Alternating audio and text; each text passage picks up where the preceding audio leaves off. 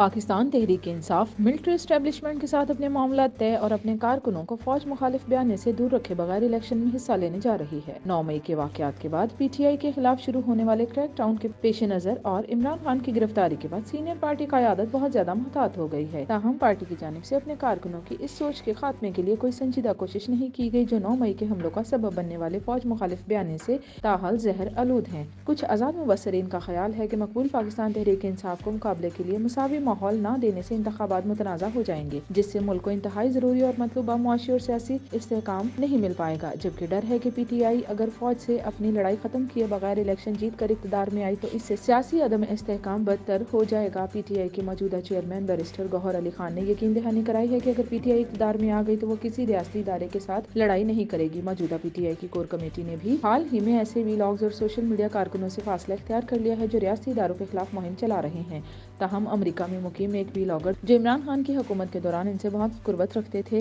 کو P T I نے اپنے حالیہ آن لائن جلسے میں خطاب کا موقع دیا تھا۔ اسی طرح پی ٹی آئی اور اس کی کور کمیٹی نے اس ویلاگر کے خلاف بھی کوئی ایکشن نہ لیا جس نے آرمی چیف اور D G I S I کے حالیہ دورہ امریکہ کے موقع پر پاک فوج اور اس کے سینئر کمانڈروں کے خلاف زہر فشانی کی۔ یہ ویلاگر عمران خان کا دوست ہونے کے ساتھ امریکہ میں مقیم گلوکار اور واشنگٹن میں پی ٹی آئی کا سرگرم کارکن بھی ہے۔ پی ٹی آئی اور اس کی کور کمیٹی نے 9 مئی کے حملوں میں براہ راست ملوث افراد کو الیکشن دینے کے حوالے سے بھی کوئی پابندی عائد نہیں کی۔ اس معاملے پر پی ٹی آئی کے چیئرمین کا کہنا ہے کہ جو لوگ قانوناً الیکشن لڑنے کے اہل ہیں انہیں الیکشن لڑنے کا حق حاصل ہے۔ کوئی نہیں جانتا کہ فوجی قیادت کے خلاف ہر طرح کے الزامات عائد کرنے والے عمران خان کی رائے تبدیل ہوئی ہے یا ان کی سوچ ویسی کی ویسی ہے۔ عمران خان نے اپریل 2022 میں اپنی حکومت کو ہٹائے جانے کے حوالے سے سابق آرمی چیف پر امریکی سازش کا ہینڈلر ہونے کا الزام عائد کیا تھا۔ انہوں نے کچھ اہم جرنیلوں بشمول ڈی جی آئی ایس آئی پر بھی اپنے قتل کے منصوبہ بندی کا الزام عائد کیا تھا۔ فوجی تنصیبات پر 9 مئی کے حملوں کے بعد عمران خان نے موجودہ آرمی چیف پر ذاتی اناج، اقتدار میں واپسی کا راستہ روکنے اور گرفتاری کے ساتھ پی ٹی آئی کے خلاف کریک ڈاؤن کرنے کا الزام عائد کیا تھا۔ عمران خان نے 9 مئی کے واقعات کے کئی دن کے بعد نئی دہلی سے اس دن ہونے والے حملوں کی مذمت کی اور بعد میں ان